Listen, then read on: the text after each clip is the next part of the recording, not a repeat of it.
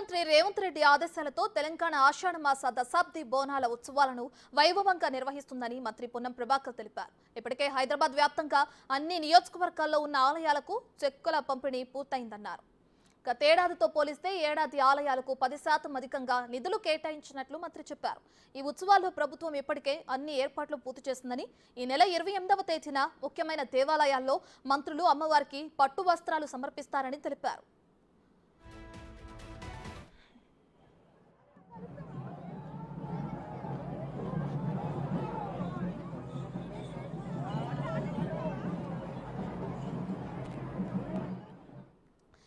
లాల్ దర్వాజా సింహవాహిని ఆలయంలో deputy CM Mallu బట్టి విక్రమార్క, అక్కన్న మాదమ్మ ఆలయం సాలిబండ మంత్రి దుద్దిల్ల శ్రీధర్ బాబు, భాగ్యలక్ష్మి ఆలయం చార్మినార్ మంత్రి కోమటిరెడ్డి వెంకటరెడ్డి, దర్బార్ మైసమ్మ టెంపుల్ కరువాన్ మంత్రి దామోదర రాజు నరసింహ, మహంకాళి టెంపుల్ మిరాలం మండి మంత్రి జూపల్లి కృష్ణారావు, నల్లపోచమ్మ ఆలయం సబ్జీ మండి మంత్రి తుమ్మల నాగేశ్వరరావు, కట్టమైసమ్మ ఆలయం చిలకలగూడ మంత్రి పొంగులేటి శ్రీనివాసరెడ్డి, కిలా మైసమ్మ ఆలయం ఎన్టీఆర్ నగర్ సరూర్ నగర్ మంత్రి సీతక్క, మహంకాళి సహిత మహాకాళేశ్వర స్వామి ఆలయం నాచారం మంత్రి ఉత్తమ్ కుమార్ రెడ్డి పట్టు వస్త్రాలు సమర్పించనున్నారు.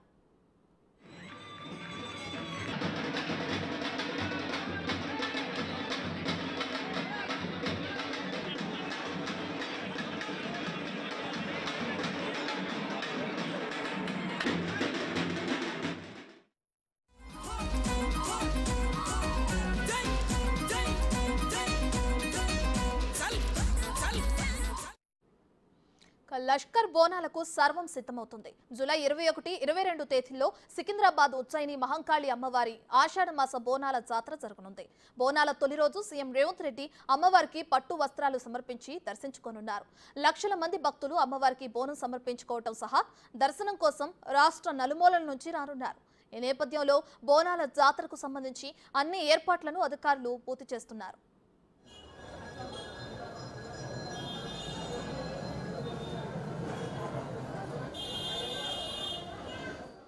అమ్మవారి ఆలయానికి వచ్చే దారుల్లో ఇప్పటికే ట్రాఫిక్ ఆంక్షలు అమలు చేస్తున్నారు. మహాత్మాగాంధీ రోడ్డు వైపు ఉన్న ద్వారం, రాష్ట్రపతి రోడ్డు వైపు ఉన్న బాటా షోరూం, జనరల్ బజార్ నుంచి క్యూ లైన్లు ఏర్పాటు చేశారు. వెహికల్స్ ను కూడా ఆలయానికి కిలోమీటర్ల దూరంలోనే నిలిపివేస్తున్నారు. ఇప్పటికే బోనాల జాతర కోసం ఆలయాన్ని ఎంతో అందంగా ముస్తాబు చేశారు. క్యూ లైన్లతో పాటు ఎక్కడికక్కడ భారీ గేట్లను కూడా ఏర్పాటు చేశారు.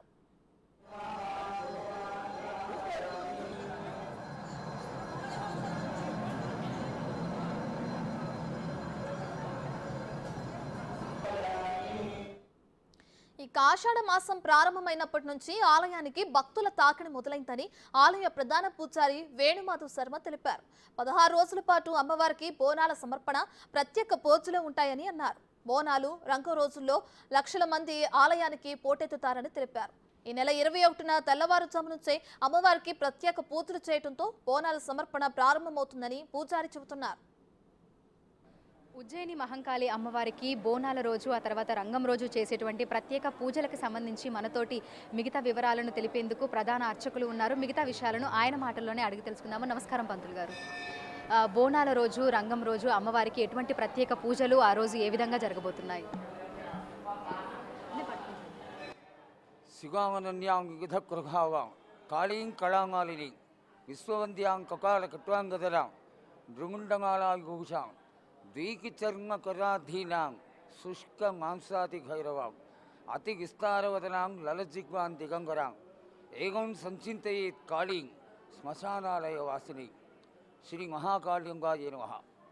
మహాకాళి ఆలయంలో ఇంచుమించుగా 250 సంవత్సరాల నుంచి జగన్మాత ఉజ్జయిని నుంచి వచ్చి ఈ భాగ్యనగరంలో సికింద్రాబాదు పట్టణంలో అమ్మవారు జగదేక మాత మహాకాళి భక్తజనులని అలరించడానికి, ఆశీర్వదించడానికి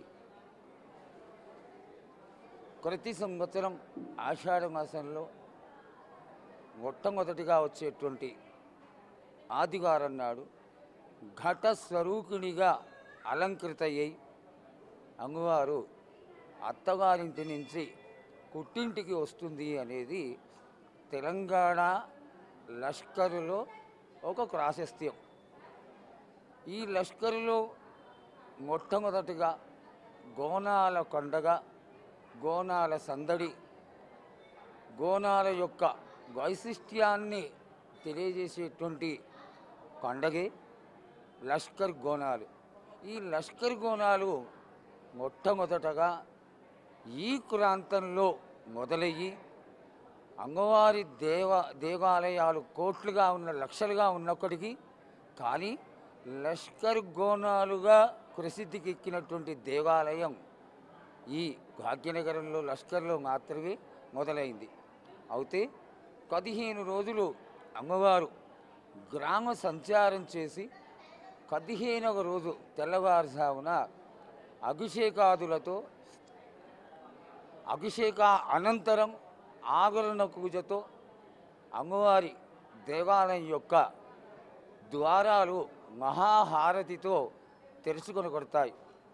ఈ రోజున విశేషంగా అభిషేకం కానీ, అర్చనలు కానీ, లేక ఆభరణ పూజలు కానీ, మహాకాళీ సంబంధమైనటువంటి విశేష పూజలు కానీ 4 గంటల లోపల అంతర్గతంగా జరిగి మహాహారతితో అమ్మవారికి ఆలయ తలుపులు తెరుచుకొని అమ్మవారి యొక్క దర్శనం ప్రారంభం అవుతుంది. ఈ దర్శనం ప్రారంభమైనప్పటి నుంచి కూడా ఆడవాళ్ళందరూ తలస్నానాలు చేసి పట్టుచీరలు కట్టుకొని ముఖానికి పసుపుతో కుంకుమతో అలంకారం చేసుకొని అదేవిధంగా గోనాలు వండుకుని, పాయసాన్ని వండుకుని కొత్త కుండలో దానికి అలంకారం చేసి దానిపైన శాఖలు కట్టి గండదీపం పెట్టి వేకాకులతో తండోపతండాలుగా అమ్మవారిని దర్శించడానికి ఆలయానికి వేయించేస్తారు. అమ్మవారు ఆడబిడ్డగా భావన చేసి చక్కటి తీపి వంటకాన్ని అమ్మవారికి సమర్పిస్తారు. అలాగే కోతలింగడు పైన శాఖని కోస్తారు. దీనికి అర్థం ఏమిటి అంటే అమ్మవారు తమ బిడ్డలని, కిల్లాకాకలని, గొడ్డు గోదలని అన్నిటినీ చల్లగా చూడాలని, సస్యశ్యామలంగా తెలంగాణ ప్రాంతం అంతా కూడా ఖాళీ కొంటలతో వర్షాలతో చక్కగా పచ్చగా ఉండాలి అనేటువంటి భావనతో అమ్మవారికి శాఖలు కోయడం జరుగుతుంది. తదనంతరం సాయంత్రం వరకు ఈ యొక్క విశిష్టత ఈ విధంగా కొనసాగి సాయంత్రం వేళ బోనాలు అయిపోతుండగా కోతరాజుల విన్యాసాలతో కలహారపు గండ్లతో అమ్మవారి ఆలయానికి వేయించేసి మేళ తాళాలతో డక్కులతో విశేషమైనటువంటి ఆకారంతో కసుకు రాసుకొని కుంకం పెట్టుకుని గజ్జలు కట్టుకుని చిందులు వేస్తూ అమ్మవారి యొక్క ఆడబిడ్డగా భావన చేస్తూ 7 అక్క చెల్లెళ్ళు కూడా కోతరాజుకి సోదరుడిగా భావన చేస్తూ అమ్మవారికి విశేషమైనటువంటి పలహారాలు సమర్పించుకుంటారు. అలాగే రాత్రి అయిన తర్వాత అమ్మవారికి గ్రామ బలిహరణ ఉంటుంది.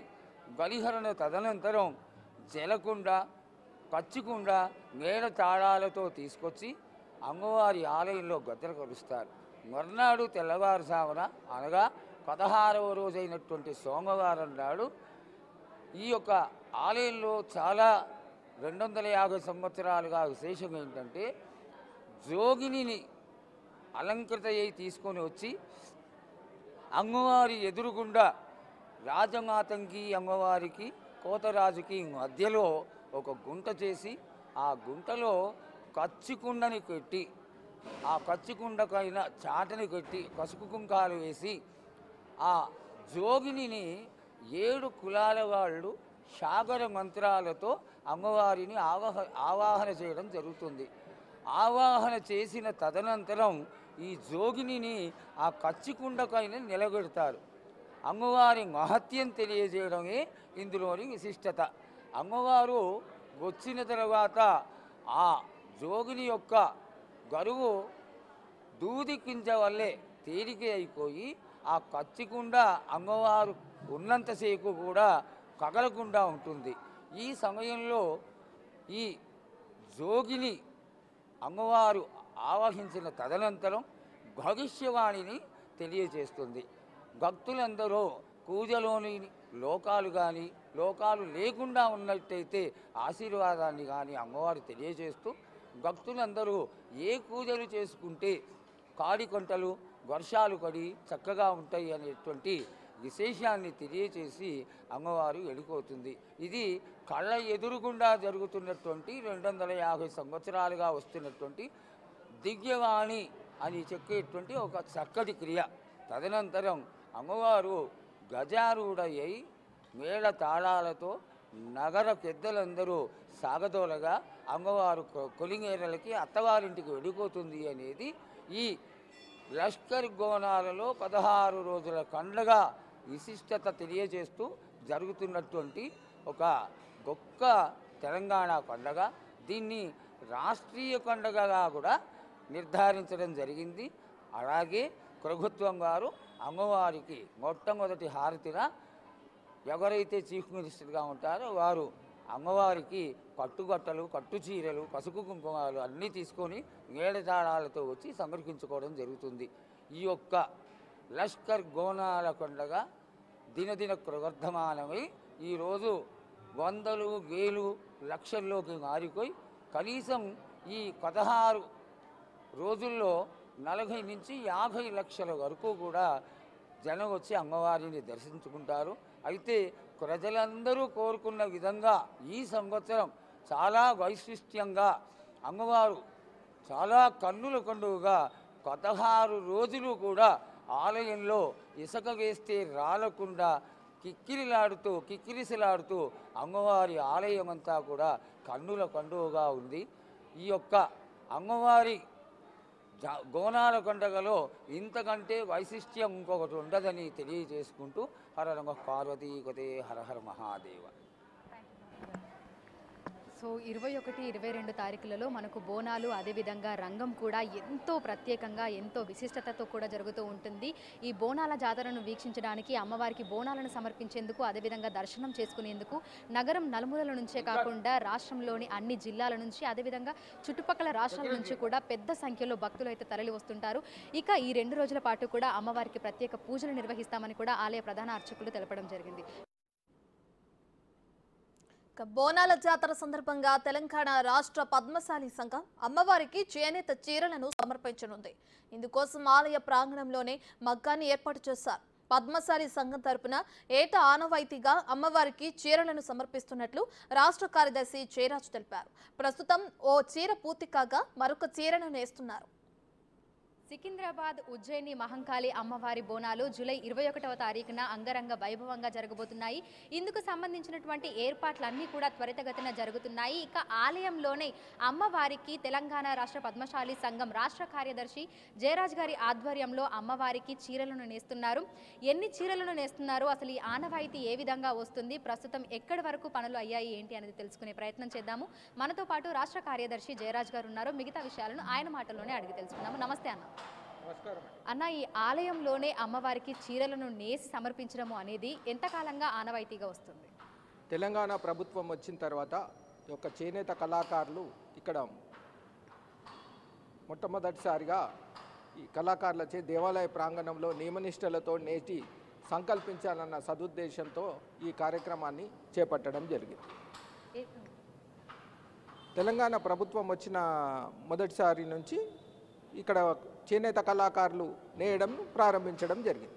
అంటే మొత్తంగా మనం చూస్తే బోనాలు మనకు ఇటు గోల్కొండలో, అదేవిధంగా బల్కంపేట్, ఇక్కడ సికింద్రాబాద్, తర్వాత మనకు ఓల్డ్ సిటీలో కూడా జరుగుతుంటాయి. సో బోనాలకు సంబంధించి ఎన్ని రోజుల ముందుగానే ఆలయానికి వెళ్ళి మీరు చీరలు నేయడం అనేది ప్రారంభిస్తారు?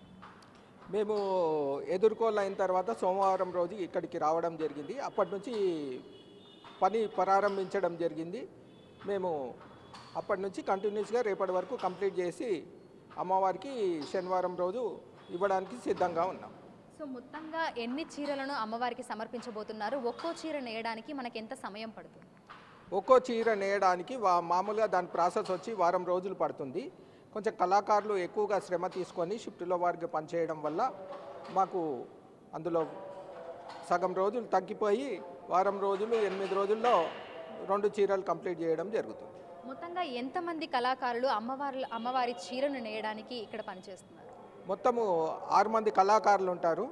ఇక్కడ ముగ్గురు వస్తున్నారు పోతున్నారు, ఇప్పుడు ఆల్రెడీ ఉన్నారు. అలాగే ఇందులో కళాకారులు రంగులు అద్దే వాళ్ళు ఉంటారు, డిజైన్ అద్దే వాళ్ళు ఉంటారు, మళ్ళీ దాన్ని ఆరబెట్టేవారు ఉంటారు, క్లీన్ చేసే వాళ్ళు ఉంటారు, రకరకాలుగా ఉన్నారు మొత్తం. ఈ చీరల మీద వేసినటువంటి డిజైన్ ఏంటి, దీన్ని ఏమని చెప్పొచ్చు, ఏ ఏ రంగులను ప్రధానంగా తీసుకోవడం జరిగింది? ఈ యొక్క డిజైన్ వచ్చి నెమలి బార్డర్లో ఉంది, నవరత్న డిజైన్ అంటారు దీన్ని. కొత్తగా లేటెస్ట్గా ఇప్పుడు ఎక్కువగా ఇదే ఉన్నది. మొత్తము 5 రంగుల్లో అమ్మవారికి ఇష్టమైనటువంటి కలరు పసుపు కుంకుమతో పాటు ఉపయోగించడం జరిగింది. సో ఇప్పటి వరకు ఎన్ని చీరలను నేశారు, ఇంకా ఎన్ని చీరలు మనకి ఇంకా నేయడం జరుగుతుంది? ఇప్పుడు ఈ చీర మొత్తం కంప్లీట్ అయిపోయింది, అది కూడా రేపటి వరకు ఉదయం వరకు కంప్లీట్ అయిపోతుంది. మొత్తం 2 చీరలు అనుకుంటున్నాము, ఆ 2 చీరలు మేము ఇవ్వడం జరుగుతుంది. సో మీ పద్మశాలి సంఘం ఆధ్వర్యంలోనే మీరే ఈ ఖర్చునంతా భరించి అమ్మవారికి చీరలను సమర్పించాలని పెట్టుకున్నారా, లేదంటే ఆలయ కమిటీ కానీ దేవాదాయ శాఖ నుంచి కానీ ఏమైనా మీకు నిధులు దీనికోసం రావడం జరిగిందా? మేము ఇప్పటి వరకు మేము దేవాదాయ శాఖ నుంచి కానీ ఆలయ కమిటీ కానీ ఎప్పుడు మాకు నిధులు కావాలని సంప్రదించలు. మేము ఒక భక్తితోటి కళాకారులు కొంతమంది మా కుల బంధువులు సహకారంతో చేయడం జరుగుతుంది. సో మనం చూసినట్లయితే కూడా అమ్మవారి కోసం ఎంతో భక్తి శ్రద్ధలతో కూడా అమ్మవారికి ఇష్టమైనటువంటి రంగుల్లో చీరలను నేస్తున్నారు, చేనేత చీరలను అయితే నేస్తున్నారు. సో మనం ఒకసారి ఈ చీరలను పరిశీలించవచ్చు. మనకి గులాబీ రంగులో పసుపు కుంకుమలు తెలిసే విధంగా కూడా మనకు పసుపుతోటి, అదేవిధంగా గులాబీ రంగు, నీలం రంగు ఇవన్నీ కలిపి కూడా ఎంతో అందంగా ఈ చీరను అయితే నేశారు. కింద మనకు బార్డర్ చూసినట్లయితే కూడా నెమలులు వచ్చే విధంగా కూడా, నెమలులు పువ్వులు వచ్చే విధంగా కూడా బార్డర్ అయితే మనకు కనిపిస్తుంది. మొత్తంగా ఈ చీర అంతా కూడా ఎంతో అందంగా, ఎంతో ఓర్పుతో కూడా ఎంతో మంచిగా నేసినట్టుగా కూడా మనకు కనిపిస్తుంది. ఇక వెనకాల కూడా మనం చూడవచ్చు ఇంకొక చీర కూడా మనకు అమ్మవారికి సమర్పించేందుకు కూడా సిద్ధమవుతుంది. ఇక ఈ చీరను మనం ప్రధానంగా చూసుకున్నట్లయితే కూడా మనకి ఎరుపు పసుపు రంగులలో కూడా, అంటే పసుపు కుంకుమ అవి మనకి కనిపించే విధంగా కూడా, ప్రతిబింబించే విధంగా కూడా ఈ చీరను నేస్తున్నారని చెప్పొచ్చు. ఇది కూడా ఎంతో అందంగా కూడా ముస్తాబవుతుంది. మొత్తంగా ఇది మనకి పసుపు రంగులో వస్తుంది. ఇక బార్డర్ మనం చూసినట్లయితే కూడా గులాబీ రంగులో ఉంది. లోపల మనకు వచ్చినటువంటి ప్రింట్ ఏదైతే ఉందో ఇది మనకు ఎరుపు, అదేవిధంగా గ్రీన్ కలర్లో కూడా మనకి ఇక్కడ ప్రింట్ అయితే చేస్తున్నారు. సో మొత్తంగా మనం చూసినట్లయితే కూడా తెలంగాణ పద్మశాలి సంఘం ఆధ్వర్యంలో మనకు బోనాల సందర్భంగా కూడా బల్కంపేటలోని అమ్మవారికి అక్కడే ఆలయ ప్రాంగణంలోనే ఈ విధంగా ఒక సెటప్ని ఏర్పాటు చేసుకొని అక్కడే అమ్మవారికి చీరలను నేసి సమర్పించడం జరిగింది. ఇక రానున్నటువంటి ఉజ్జయిని మహంకాళి అమ్మవారి బోనాలకి సంబంధించి అమ్మవారికి చీరలను సమర్పించేందుకు కూడా ఇక్కడే సెటప్ చేసుకున్నారు. సో మొత్తంగా 2 చీరలను అయితే పద్మశాలి సంఘం తరపున అమ్మవారికి సమర్పించినట్లుగా కూడా కార్యదర్శి మనకు తెలపడం జరిగింది. బోనాలు రంగం రోజు దాదాపు 25 లక్షల మంది భక్తులు అమ్మవారిని దర్శించుకునేందుకు వస్తారని ఆలయ కమిటీ బోర్డు మెంబర్స్ అంచనా వేస్తున్నారు. అందుకు అనుగుణంగా భక్తులకు ఎలాంటి అసౌకర్యం కలగకుండా ఏర్పాట్లను పూర్తి చేస్తున్నట్లు చెబుతున్నారు. పోలీస్ శాఖ, ట్రాఫిక్, మెడికల్, ఎలక్ట్రిసిటీ, జీహెచ్ఎంసీతో సమన్వయమయ్యి అన్ని జాగ్రత్తలు తీసుకుంటున్నామని అన్నారు. సికింద్రాబాద్ ఉజ్జయిని మహంకాళి అమ్మవారి బోనాలకి సంబంధించి ఏర్పాట్లన్నీ కూడా జరుగుతున్నాయి. ఇప్పటికే అధిక సంఖ్యలో భక్తులు వచ్చి అమ్మవారిని దర్శించుకుంటున్నారు, బోనాలను కూడా సమర్పించుకుంటున్నారు. ఇక జూలై 21వ తేదీన అమ్మవారికి బోనాల సమర్పణ పెద్ద ఎత్తున జరగబోతుంది. మరి ఇందుకు సంబంధించి ఏర్పాట్లు ఏ విధంగా చేస్తున్నారు, వచ్చేటువంటి భక్తులకు ఎటువంటి అసౌకర్యం కలగకుండా ఎటువంటి వసతులు కల్పిస్తున్నారు ఏంటి అనేది తెలుసుకునే ప్రయత్నం చేద్దాము. ప్రస్తుతం మనం ఉజ్జయిని మహంకాళి అమ్మవారి ఆలయంలో ఉన్నాము. మనతో పాటు ఆలయ కమిటీ బోర్డు మెంబర్స్ ఉన్నారు. మిగతా విషయాలను వాళ్ళ మాటల్లోనే అడిగి తెలుసుకుందాము. నమస్తే అన్న. సికింద్రాబాద్ ఉజ్జయిని మహంకాళి అమ్మవారికి బోనాలను సమర్పించడానికి ఎక్కడెక్కడి నుంచో అనేక మంది భక్తులు వస్తుంటారు. తెలంగాణ నుంచి వస్తారు, మళ్ళీ మహారాష్ట్ర నుంచి వస్తారు, కర్ణాటక నుంచి వస్తారు. మొత్తం ఇది స్టేట్ ఫెస్టివల్ అమ్మా. అయితే ఇందుకోసం ఎటువంటి ఏర్పాట్లు అనేవి చేస్తున్నారు? ప్రతి బోనం లైన్, లేడీస్కు బోనం లైన్ సపరేట్ చేస్తున్నాము, మళ్ళా ప్రజలకు సపరేట్ ఉంటుంది, అందరికీ ఫెసిలిటీస్ ఫుల్ ఉన్నది, ఏం దోకలేదు. ఆ రోజు అంటే జూలై 21వ రోజు ఎన్ని గంటల నుంచే మనకి ఫ్లోటింగ్ అనేది మొదలైపోతుంది? దీన్ని దృష్టిలో పెట్టుకొని ఇటు మంచినీటి సౌకర్యమే కానీ లేదంటే మెడికల్ ఫెసిలిటీసే కానీ అవన్నీ ఏ విధంగా ఏర్పాటు చేస్తున్నారు? మార్నింగ్ 4 o'clock నుంచి దర్శనం స్టార్ట్ అవుతుందమ్మా. మళ్ళీ వాటర్ వర్క్స్ ఏమో వాళ్ళు వాటర్ ఫ్రీ ఉచితంగా వాటర్ ఇస్తున్నారు. హెల్త్ క్యాంప్స్ 4-5 ఉన్నాయి, హెల్త్ క్యాంప్స్ ఉన్నాయి. సో ఎక్కడెక్కడ నుంచి మనకు బ్యారిగేడ్స్ అనేవి పెట్టడం జరిగింది? క్యూ లైన్లు ఎక్కడెక్కడ నుంచి ఉన్నాయి? జేమ్స్ స్ట్రీట్ పోలీస్ స్టేషన్ నుంచి స్టార్ట్, మళ్ళీ ఆడికెళ్ళి మళ్ళీ జ్యోతి స్టూడియో నుంచి స్టార్ట్, మళ్ళీ ఆర్పీ రోడ్, బోనం లైన్ సపరేట్ ఆర్పీ రోడ్ నుంచి ఉంటుంది లేడీస్కు. సో సో ఇప్పటికే మనకు అధిక సంఖ్యలో భక్తులు వస్తున్నారు, అమ్మవారిని దర్శించుకుంటున్నారు. సో ఎన్ని రోజుల ముందు నుంచి మనకి ఇదంతా మొదలైపోయింది? ఇది ఆల్రెడీ 15 డేస్ నుంచి స్టార్ట్ అయిందమ్మా. 7th నుంచి స్టార్ట్ అయింది వచ్చుడు జనాలు. సో 21వ తారీఖు మనకు బోనాల సమర్పణ ఉంటుంది, 22వ తారీఖు నాడు మనకు రంగం ఉంటుంది. సో దీనికి సంబంధించి ఇటు పోలీస్ సిబ్బంది కానీ మిగతా శాఖలతో కానీ ఆలయ కమిటీ వాళ్ళు ఏ విధంగా మీరు సమన్వయం అయ్యి ఇదంతా చేస్తున్నారు? ఆల్ డిపార్ట్మెంట్ వాళ్ళు మాకు సహకరిస్తున్నారమ్మా. అన్ని డిపార్ట్మెంట్ వాళ్ళు, roads and building, police department వాళ్ళు మాకు సహకరిస్తున్నారు.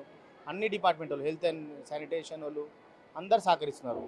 ఈ ఫెస్టివల్ స్టేట్ ఫెస్టివల్ కాబట్టి అందరు సహకరిస్తున్నారు.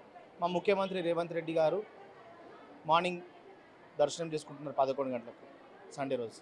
సో విఐపికి సంబంధించి కానీ లేదంటే అంటే ఇటు ప్రజాప్రతినిధులు వీళ్ళందరూ వస్తుంటారు కాబట్టి సపరేట్గా క్యూ లైన్ ఏమైనా ఏర్పాటు చేశారా, లేదంటే విఐపి పాసెస్ ఏమైనా అందిస్తున్నారా?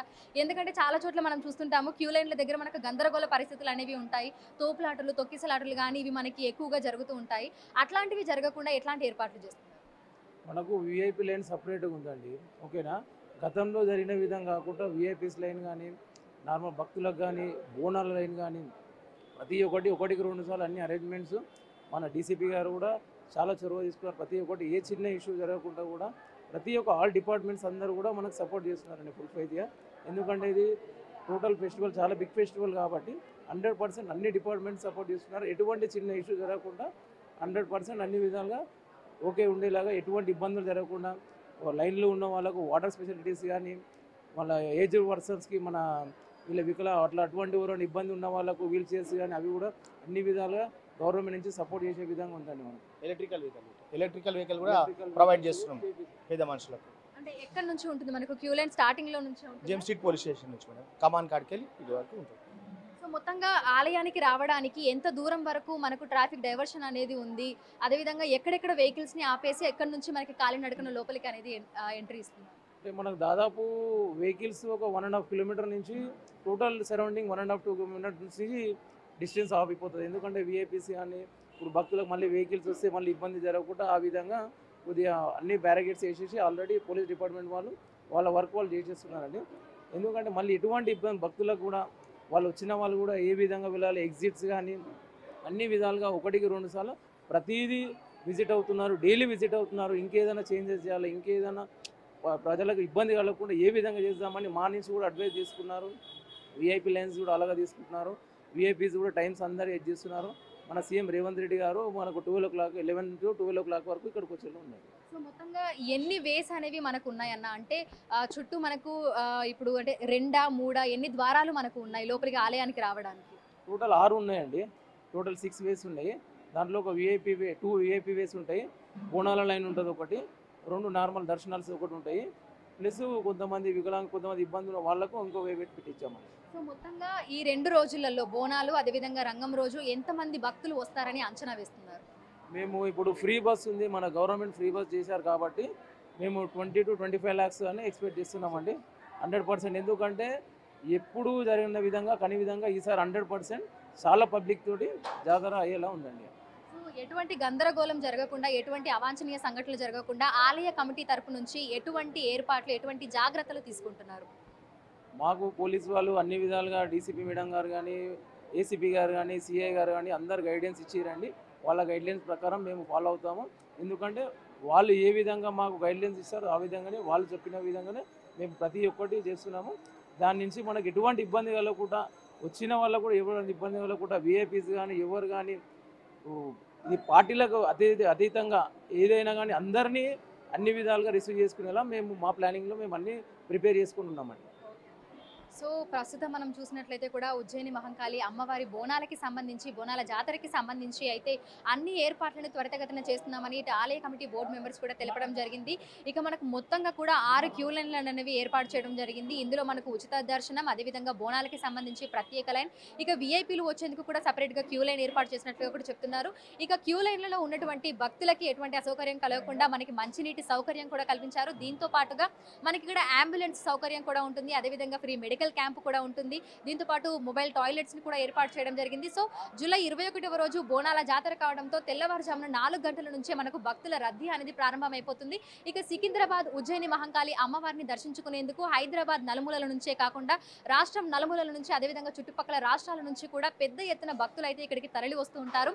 ఈ నేపథ్యంలోనే వచ్చేటువంటి భక్తులకు ఎటువంటి అసౌకర్యం కలగకుండా గతంలో జరిగినటువంటి గందరగోళ పరిస్థితులు మళ్ళీ నెలకొనకుండా కూడా తగు జాగ్రత్తలు తీసుకుంటున్నామని ఆలయ కమిటీ సభ్యులైతే తెలపడం జరిగింది. వీడియోని సంజుతో అంజుమ బిగ్ టీవీ.